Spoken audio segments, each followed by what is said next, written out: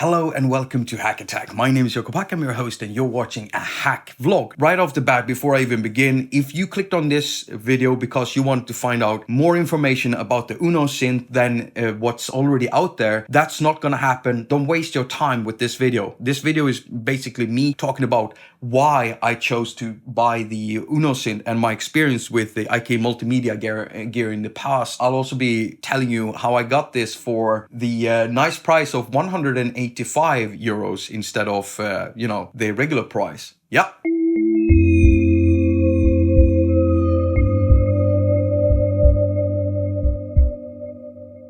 I'm waiting for IK Multimedia to deliver my UNO Synth because I've pre-ordered it. I'm not too fond of the pre-order culture, but since I'm running a YouTube channel and I want to be among the first that has it, and also I really wanted one. This is the first synthesizer that hardware synthesizer that IK Multimedia has done. IK Multimedia is a company whose products I've used a whole bunch of. I've got a load of them. Like the microphone I'll be using for all these years to record my content for the YouTube channel. I've got like the IK Pads controller up here. It served me well for several years. I've also got some stuff. I've also got this one, an IK MIDI 2. It's basically just an old school MIDI in and out kind of device with DIN 5 connectors on it. So I use that to sequence my my Innovation Mini Nova here, for instance. And I've also got the Dubmaster. Let me throw in a picture of that. I've only built in like the DIN 5 MIDI connectors to there. And then I'm using this one to connect it. The only thing I don't like with the IK MIDI 2, the connector in back here is it's not fitted that properly. When I try to push in the cable, it won't fit snugly. I actually have to bend and stuff to get it in there. So that's one big downer. I don't know if all units are like that, but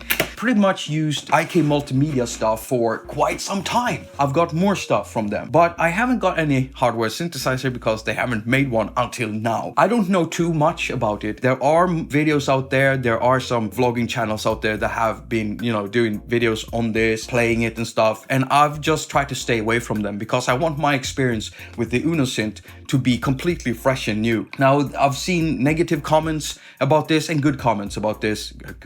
Negative and positive comments about this UNO Synth. Some saying that it's gonna be crap and some saying it's gonna be good. I don't know, but I think it's cool that companies are willing to make stuff that are affordable. So people that doesn't have that much money can get affordable stuff. Korg has been doing that for quite some time, and Roland has kind of done it with their boutique series, and there are other companies doing it too, and I like that. And one thing that makes me want to get UNO even more is that IK Multimedia has been producing stuff specifically for mobile devices like the iPad and the iPhone, and that's mainly why I started buying their gear from the beginning.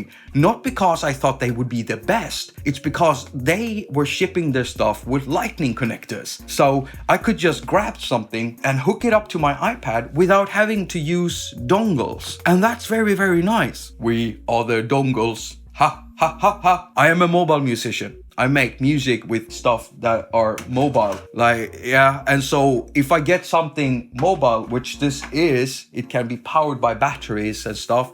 I think it can also be powered by USB, and it can be connected to PC and Mac, and it can be connected to iOS devices. I do think that a lot of you might be interested in knowing more about it. So supposedly the UNO is analog. What I would really want to see is there's this guy called MARKUS.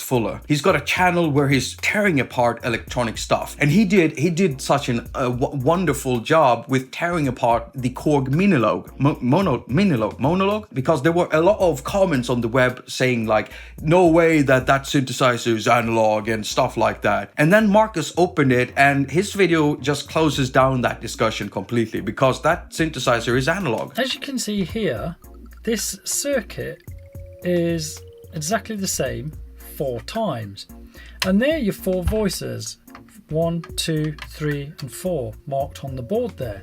So I would love to see MARKUS, getting one of these handed to him, opening it up and telling us what's inside. Because I just love those videos. I'm a real nerd. I want to see what the thing is made up of. I want to see if it's truly analog. All I can say is all of the demos, not all of them, but the demo, the intro video, the promo video that IK Multimedia has made with this thing it made me want the synthesizer because it sounds good. Now, I'm not that much into monophonic stuff. Yeah, I know, even though I got this one, I'm not that much into monophonic stuff. I like my stuff being polyphonic, but I don't know, it's a bit Korg-like to me, the things that my IK Multimedia has done.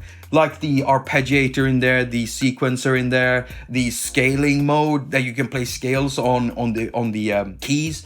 I also like the fact that it's kind of got that 80s look, like old 80s type hardware equipment, like the red lines. And it's got a great sound too. So yeah, I'm just super excited to get it. Now, I did mention that I pre-ordered it for the low price of 185 euros. I was kind of lucky. First of all, when you pre-ordered it, they removed the shipping automatically. There was no shipping for that. So then I logged on into my IK Multimedia account, and since I've purchased many of their stuff before, I have also like registered my stuff. And when you do that, you get something called like what is it? It's called, I think it's called jam points. Kind of like what Loop Masters have. So when you buy something from Loop Masters, you get like this virtual cash that you can spend on your next purchase. Same thing with IK Multimedia, only it's called jam points. And so I already had jam points in there, and I had enough. So minus the shipping and plus the jam points I got to spend there. I spent all of my jam points. I can't remember exactly what it was, but the final price for the unit became 185 euros. And now all I have to do is to wait for this thing. And so of course I will be covering this on the channel when it comes. So I'm wondering, is anyone here, are you positive towards this thing? Are you negative towards this thing? I want to hear it. And a lot of the commenters and people reading the comments probably want to hear it too. So tell us everything, and don't use one word or one sentence. Just be specific. Give your explanations. Let your egos run free. Just tell us your opinion about this thing. I personally think it's good that there is a price range for people, that there are gears with a price range for people that don't have that much money. I think it's really good, and so I'm super excited for this one. I think it looks awesome. I mean, there aren't that many knobs, but I'm kind of used to navigating like this because I've got the Mini Nova, which is one of the most powerful synthesizers I've had in this tiny format. Even though it's only got like 4 knobs over here, you got pages and stuff. So this one works the same way. You just flip to a page and then you have controllers tied to that certain page. I just love it. Yeah, so thank you so much for watching. I've got the whole plug here with the all these stuffs. If you want to support me in any way, if you don't like doing the Patreon or PayPal, then buy music off my Bandcamp if you like it, of course. And if you don't want to do any of that, press the thumbs up because that always helps with the ratings around here. And yeah, share the videos if you feel that someone would benefit from listening to me. As usual, I wish you a very productive week. Now go finger all of your stuff and have a lot of fun doing it. Right, so the IK Multimedia UNO, it's IK Multimedia UNO dos tres. Because IK Multimedia has this system called jam prices. Jam prices? Yeah, I don't know what that's about. I'm gonna have to do something about that. Oh crap. Either way, there we go. I hope the camera is focusing. Autofocus on? I think. Is it? No. The autofocus is not on. That's good. Oh crap. What did I do? Are you good? Did I break something? Yeah, maybe I should just calm down a little bit. I don't know. Oh, there's a little spot there. I hope it's not too visible. Hello and welcome to haQ. My name is Jakob. I'm your host and you're watching. I'm always struggling to get the light right in here, and right now there's sunshine outside, and so I'm using the blinds to kind of bounce the light. In one position it's giving me like blue-white light, and in another position it's giving me that yellow light, which is giving me right now. When there's no sun out, all I can depend on are my lights, and they're basically giving the same sunlight, the same light as the sunlight, giving the same light as the sun. I've got lights in here and they're basically giving the sunlight, so I've got lights in here that basically basically are giving off the same light as the sunlight. There's not some light. I've got some light here, but I'm trying to get some light looking like the sunlight. Sunlight. I've got lights in here that gives off the. I've got lights in here that gives off the sunlight. I've got 3 lights in here that gives off the same light as the. So basically, I've got this sun. So basically, I've got this.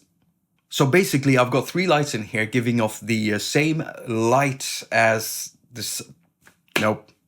Right. Okay. Yeah, that's a wrap. I'm just.